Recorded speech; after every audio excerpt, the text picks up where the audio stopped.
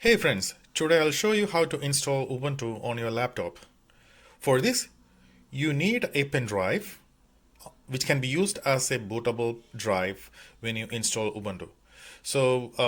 It needs around 3 GB of space. I have a SanDisk 32 GB. You don't really need that much of a space. But you need to have a pen drive where you can use it as a bootable disk for or bootable drive for Ubuntu. I have that here. And the next thing that I need is to have a software which you can use it for making a bootable drive or bootable disk. And of course, you need the ISO file or the boot software for Ubuntu. So for that, first of all, I will show you how to do that. You need to go to ubuntu.com and you need to go to download, and there are various flavors out here. What you really need, if you are doing it in the laptop, for normal cases, what you need is a Ubuntu desktop. I'm downloading this here, 20 LTS 20.04, and I'm waiting for the download, and the download has started. See, it's a 2.5 GB file and it is downloading. While it is downloading, we can also see if it's an ISO file. So to make it a boot disk or boot drive from your pen drive, you need to have something which can write this file into a pen drive. For this, I'm going to use Rufus.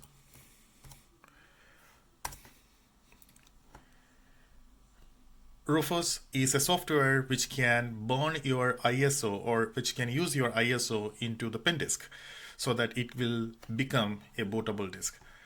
When I say bootable disk, bootable drive, and you can see create bootable USB drive the easy way. So it has some write-ups here, which if you like, if you can read. But otherwise, I will go directly to how it is done. There's a download link. I'll use this. I think it's a link. No, it's not a link. So I'll use this one. And you see Rufus is downloading. It's downloaded. Now let me install Rufus on my Windows. Yep, it's installing.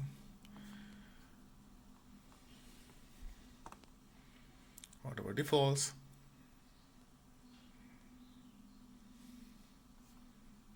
All right, my Rufus is ready. Now I need to wait for the ISO to be downloaded. It's still downloading. It's a bit slow, but it is still downloading. All right, I have the ISO file downloaded here fully. So if I go here, open, yeah.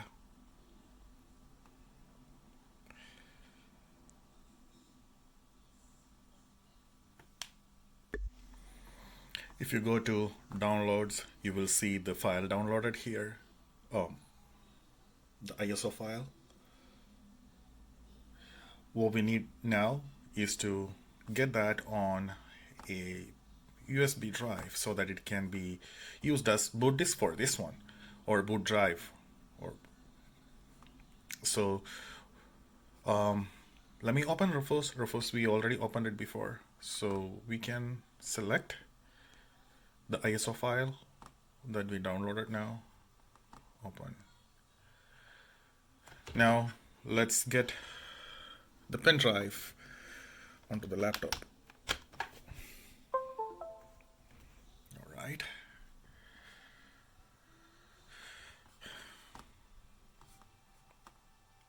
So it's asking about where to install that, or which drive to be created as boot drive or boot disk.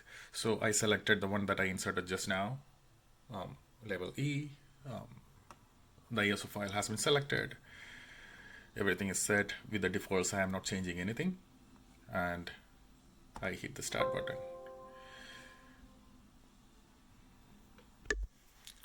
We can say no to this one. It's asking for downloading additional files.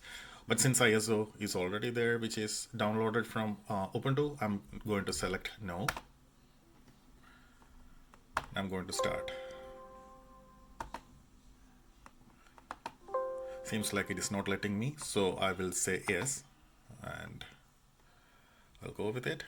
And it says what's the recommended selection, so I go with the recommended one, which is ISO.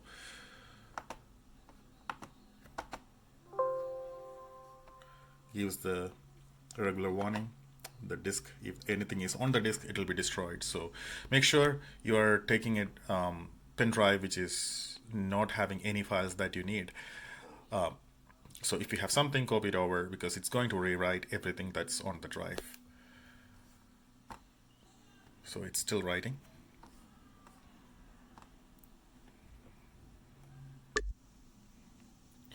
Around 18%. Takes a bit. I think it takes a few minutes to write that to the drive or the pen drive, depending on how fast your configurations are and how powerful your CPU is. It's still writing.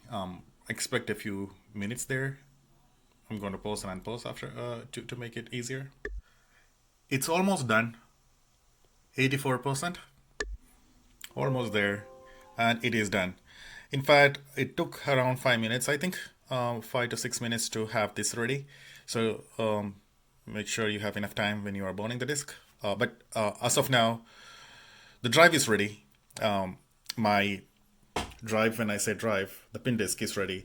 Now this has the bootable image of Ubuntu 20.4. You should be able to use this at this point to install Ubuntu. All you need to do is use this and restart the system with Ubuntu or bootable disk in your boot options. Yep, let's actually try installing now. When you insert this one and restart, if the pen drive is not booting it up or boot up Ubuntu, make sure you go to your setup. Different laptops have different setup settings. For instance, Dell, you need to hit F2 to go to the system setups and see your pen drive can be taken as the boot option. So if it doesn't boot up when you plug it in, make sure you have the right options. All you need to do is to put this in and restart. Okay, I have my bootable disk ready to go. So this is now having the bootable options for Ubuntu. Let's plug it in and see how it goes.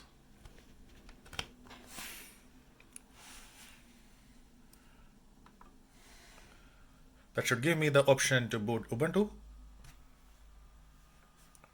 Okay, so that comes.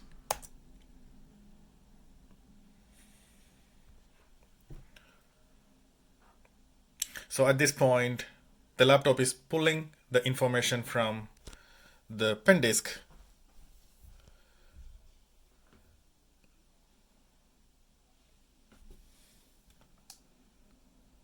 It should load in a minute. It's coming up. It's doing basic disk checking.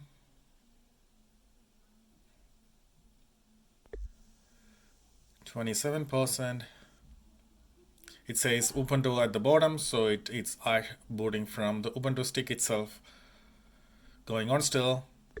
72% now. It's about to finish. 97, 98. So should be loading it up, checking finish, no errors found. This basically is doing some error checking on the hard disk to make sure everything is going good. And obviously this is going good for us. Everything is good. Waiting for the boot up to show up at this point. Seems to have completed. Waiting for the first screen. It came up. This is version 20.0.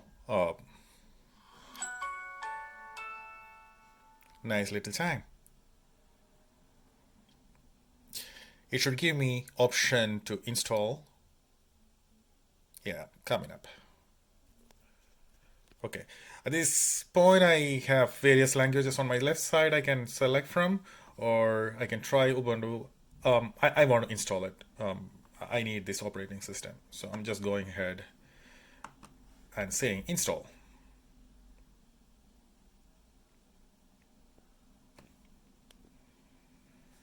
Okay. Select the language.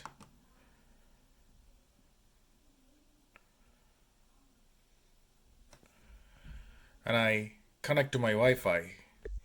Select my Wi-Fi from the available options and hit connect. I enter the password and I'm connecting to the Wi-Fi. It needs all the updates to be downloaded and it needs to make sure the Wi-Fi connected for the further use of it. So it does in the first step itself. Now that I connected to the network, it's proceeding to the next screen for checking the updates as well as installation options, which I'm going to continue with the defaults. At this page, it asks for where to install or what to do at this point.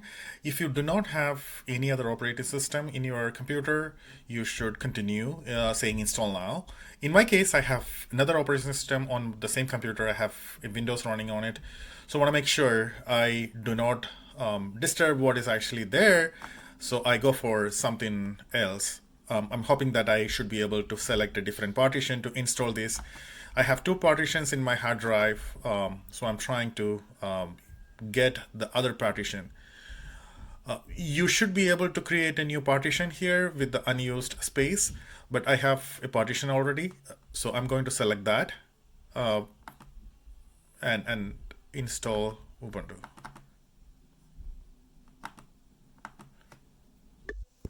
Okay, I get the free space which is here, which I reserve for the installation. You can create a different partition. If you click here, you can have a new partition table and you can define your own partition. But when you do this, make sure that you are, dealing with what's actually on the hard disk right now. It may, as you say, you have selected the entire partition. If you proceed with this with the new partition, then all the current partition will be removed. So you are basically disturbing what's on the disk right now. So I have a partition already, so I'll go with that partition. My partition is here, which I plan to install Ubuntu. So from here, I select the SDA3, which is the partition I wanted to install this on, and I proceed. Uh-oh. This means my partition is file system is not what the Ubuntu wants. So I want to go back and see what my partitions look like. So I can, at this point, I can press the change. And I want to make sure I use, this is the size, everything is good.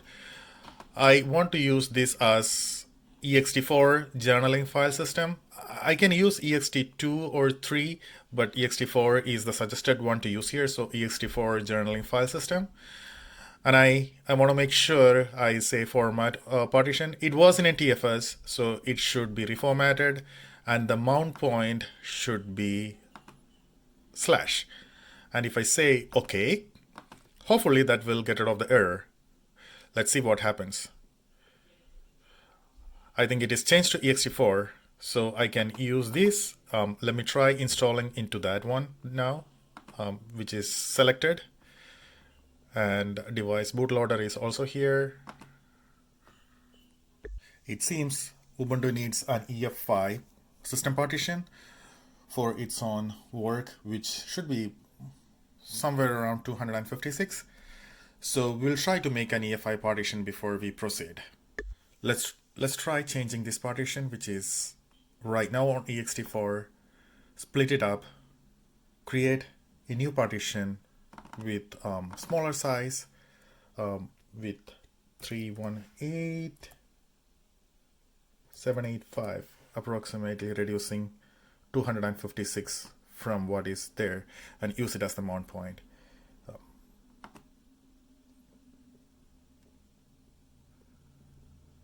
Okay. I continue.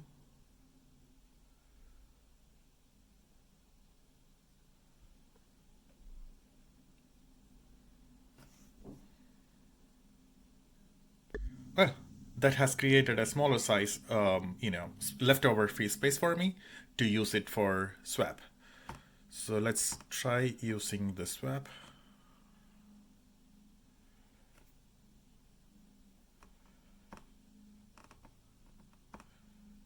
See if I can change this. Let me change that to ext4, generally file system, the format partition, mount point, I'm leaving it as blank. Going back to my previous partition, which is everything else on the partition that I created minus 255, 256 is what I wanted, but 255 left over on ext4. And if I try to do it right now, let's see what happens. Do I need a format? It is already formatted, I guess, but I'll leave it as format. Install now. One more check here. I go to the system. I think this is EFI, so I should not be doing FAT32 here. So I should change this system to EFI system partition, and let's try with that. So right now we should have an EFI. This is what it was complaining, and I hope this will resolve the problem that we are having at this point. Let's try install now. If you continue, so I have few messages here. Yeah, I think this is an acceptable message. It's going to do the changes on the partition 3 and 5, which we just created.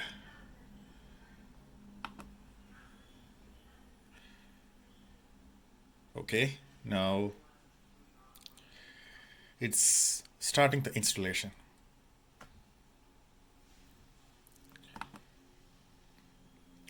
Going to accept the defaults.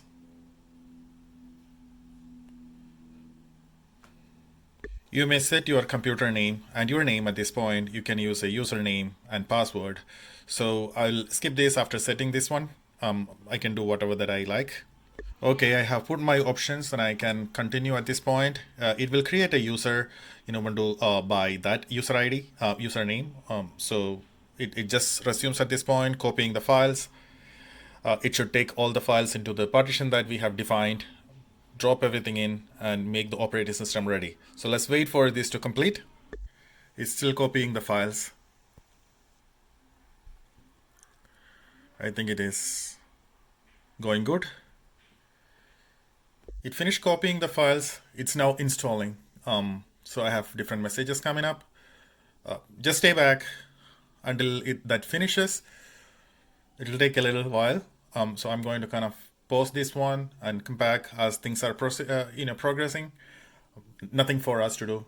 It's retrieving the files and writing the files, setting up the system at this point. Sit back and relax and see all this coming up, all the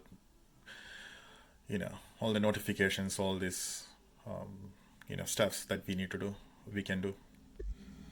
All right, so it says the installation complete, and you can restart the system computer in order to use the new installation. So I'm trying to do this now. Okay, now we have installed the Ubuntu. Let's try switching it on and see how it goes.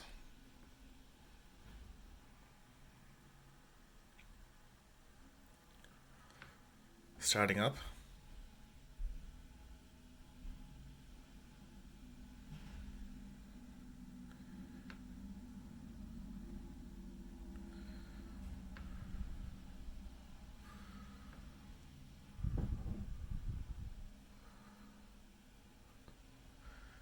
It's taking a few seconds here. Yeah, it's loading.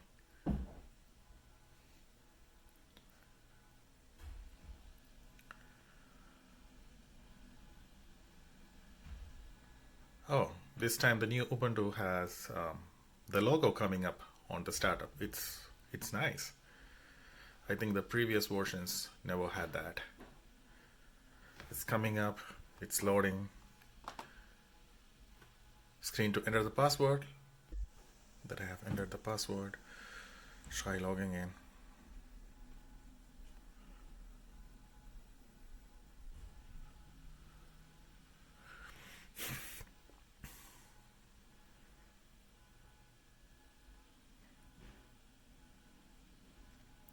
Nice.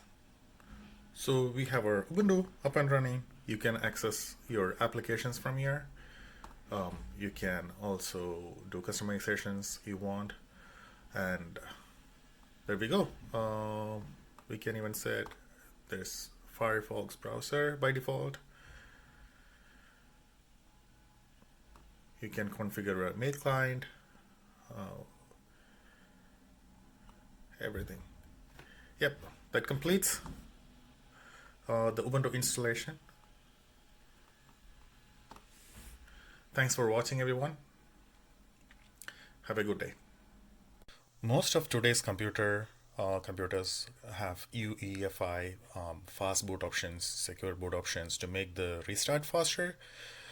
So in case you are using the same PC where you have your Windows as well, if you do not take care of that, your when you restart with your boot pen drive, it may not restart correctly, or it may not boot from your pen drive correctly.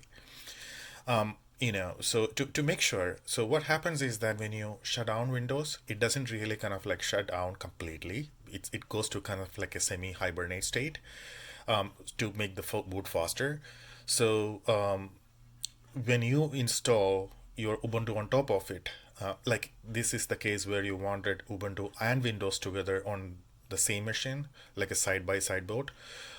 So for those cases, you need to make sure that you restart it completely so that before you start up from your boot drive. So to do that, you need to go to the Windows, and on the Windows, you need to go to the boot options, and under the boot options, you need to find the advanced setup, and you need to say restart now. This makes sure that you are restarting everything from the scratch. So it gives you a provision to say, whether you want a full restart, or you basically want to have some other steps. So what you really need to do is, it gives you an option like this. So since I'm planning to install Ubuntu on side-by-side Windows, I want to select this, which is kind of like user device. So it gives me, so you can read about it all over in the net, but it gives me a full reboot, and Windows knows that I need to boot up from the USB. It arranges the boot options accordingly. So I can actually say here like this, and then I can say from where do I want to install, like where do I want to boot from, like, so that gives me that provision. So once you start up, if you go to the boot options, you will see what's you will see that your UEFI, this is disabled, and your secure boot is also disabled, and these two make sure that you are kind of like good for it. And also you need to make sure, if you are on UEFI, you need to make sure that this is on as well. So those are the things that you need to make sure. Again, this is a tailend where you can also say where do you want to boot up from. So if you have a disk option, you can say the boot option where you want to come from. So if you have a pen drive installed, you select this one, and then you hit enter, so that you make sure that you boot from there, not kind of like Windows go to its own boot partition, I mean boot option, and go with that. So play around with the F12, which is boot options, and make sure that you go on the Windows option if your boot disk is not, or your boot pen drive is not picking it up. Many people have reported this issue, so this is just a tail end I wanted to add. If you have installed a side-by-side Windows, you will see some like a menu like this, where when you start up, where you can go to whichever Ubuntu or Windows, depending on what you want. So it will give you an option for side-by-side boot up. So in this case, I have selected Ubuntu. So you can see the Ubuntu starting up. And if I would have selected Windows on the other hand, the Windows will actually boot up for that case. So you have two operating systems hand by hand, whichever you want to select. With this option, I can still kind of get into my login on Ubuntu, and I can log in normally.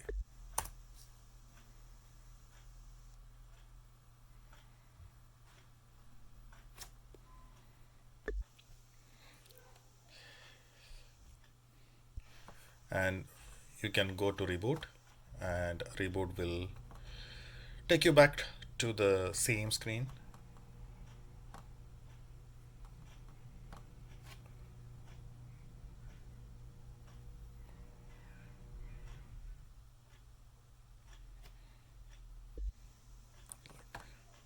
Power off, power off, and I can say restart.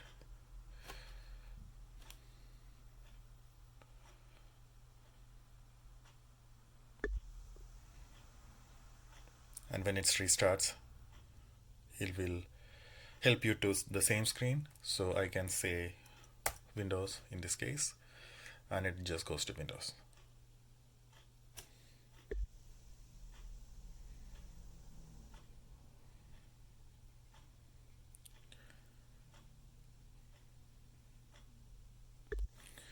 And here we go, the Windows is up.